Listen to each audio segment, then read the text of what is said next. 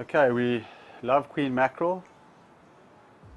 The reason I think we love them so much is because they can drive you so crazy. So a very important thing is to make the trace properly. If you start with a proper trace, you've got more chance of catching them. I'm just going to go through a trace that we've developed over the last 20 years of catching them, and it just helps the bait to swim straighter, easy to put on, and yeah, good hookup. And obviously the better the bait swims, the more bites you're going to get.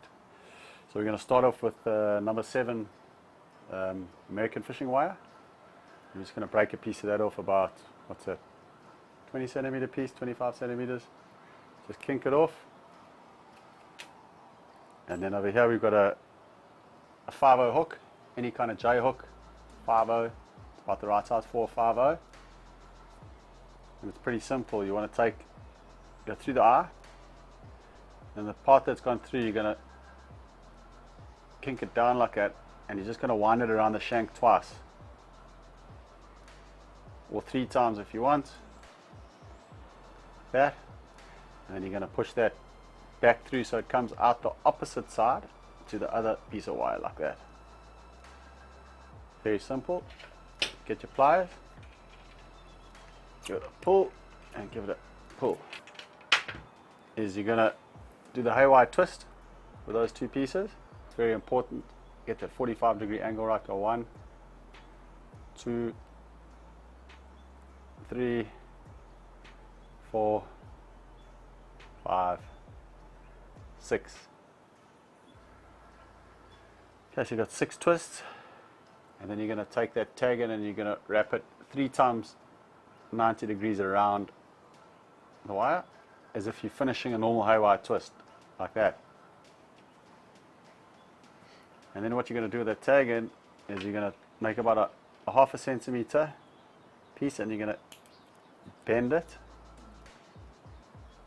like that. And what you're doing is you're making the nipple where the bait is going to clip onto. So once you've done that, you can hold that nipple again and go around it another 3 times.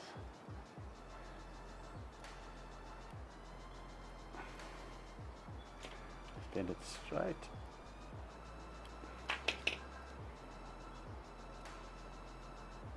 Like that. Okay, what we're doing here is when you put your fillet on, you're going to put that through the top of the fillet, and it's going to hold the fillet tight, and then you're going to put the cotton just around this area with the haywire twist on it. It's going to hold it. The rest of the fillet's going to go over the hook and just hang out the back. So that's essentially to hold your fillet on. Once you've got that little tag and you're going to bend it 90 degrees, you're just going to twist it off. Like that. Okay. Then what we're going to do, we're going to get a swivel, number 8 power swivel. Put it on the top, and we're just going to attach it right there. I'm going to hold it with the pliers because it is quite small. Okay, we're going to do a little haywire twist. Just 3 turns, 1, 2, 3, and then we're going to finish it nicely with a couple of 90-degree twists until there's no more space and it fits in there perfectly. And then once again, we're just going to kink it off.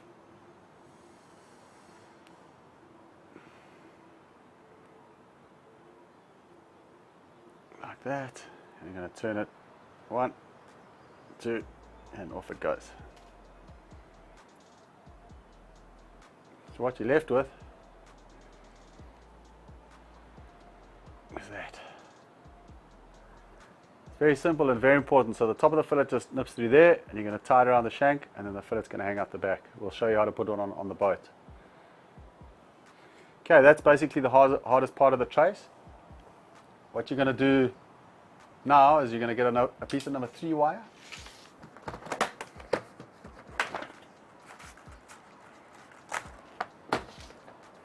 Nice and thin. Not very long, but nice and thin. Short piece of number 3. And you're going to do a little haywire twist onto that swivel.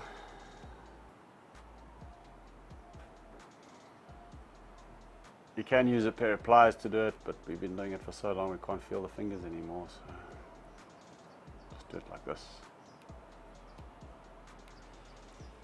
Okay, dust that off. Okay, now what you want to do is you want to put your duster on. Hands down, the best dusters, made by Pulsator. I'm not too sure what they call this one, but the color is ice blue and it's their biggest size. You see it's got this little rubber skirts on the inside. So what we're going to do with this rubber skirt is you're just going to chop it in half because it's quite long. So we hold it up, nice and even. There. And we're just going to trim that in half like that. Trim it off. And we're going to slide that piece of number 3 wire from the back. Okay, there we go. Let's slide it in from the back. Okay, you can see where that duster is sitting, the hook sitting right at the back of the duster. That's exactly where it wants to be. And you can see that little plastic skirt that's on that Pulsator duster there is going to go over the top of where you tie the fillet on just to protect it from the water pulling. So that fillet will last twice the amount of time as a normal one without the rubber skirt there. And then you'll see the ice blue goes just to the back of the hook, and then the back of the fillet will stick out there perfectly and give it that swimming action. So that's just exactly the length you want to make it. What we're going to do is leave 10 centimeters on the top, get another little number 8 power swivel, like that.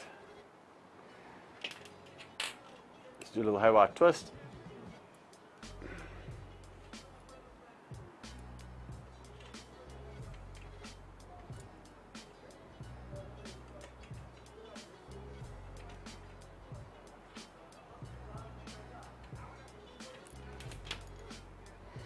We're going to twist that tag end off.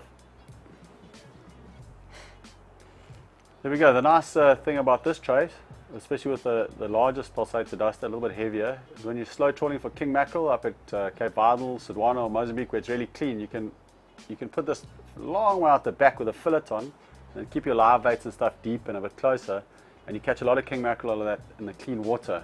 Nice finesse bait, and obviously trawling it for the queen mackerel that's what it's made for, but very, very good for the king mackerel also. So yeah, there it is, nice and simple, really effective.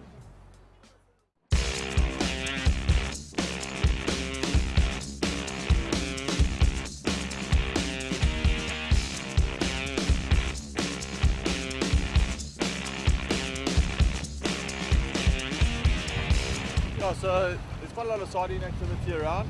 So what we like to do is put some small little trolling lures on and a couple of strip baits.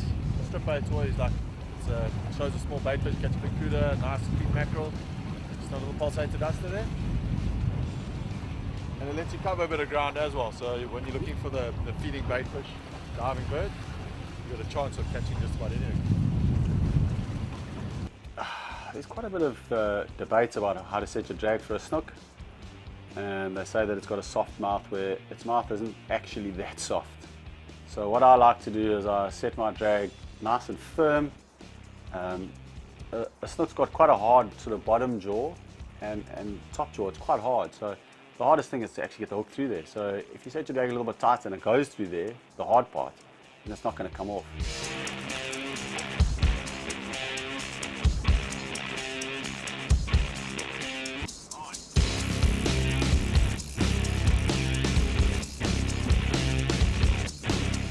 We just had our first little bite on a strip. Looks like it could be a queen mackerel. That's what we're hoping.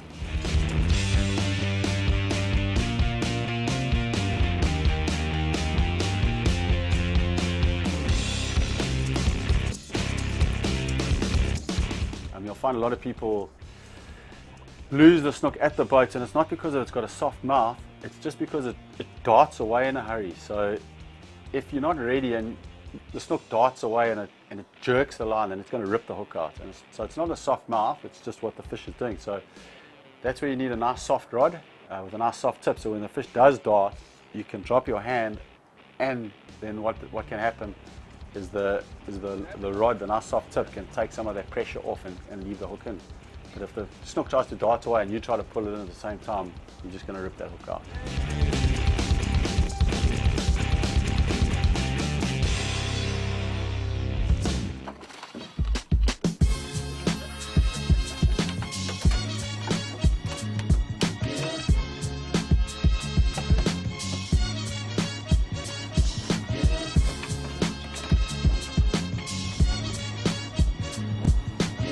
there we go, you can see that's on a little pulsator duster. Fresh red eye. Well done, Jeeves. Thanks, man. It's dinner. Hey, the nice thing about one is then you can catch two, but without one you can't catch two, so a little start. Well done. Sure.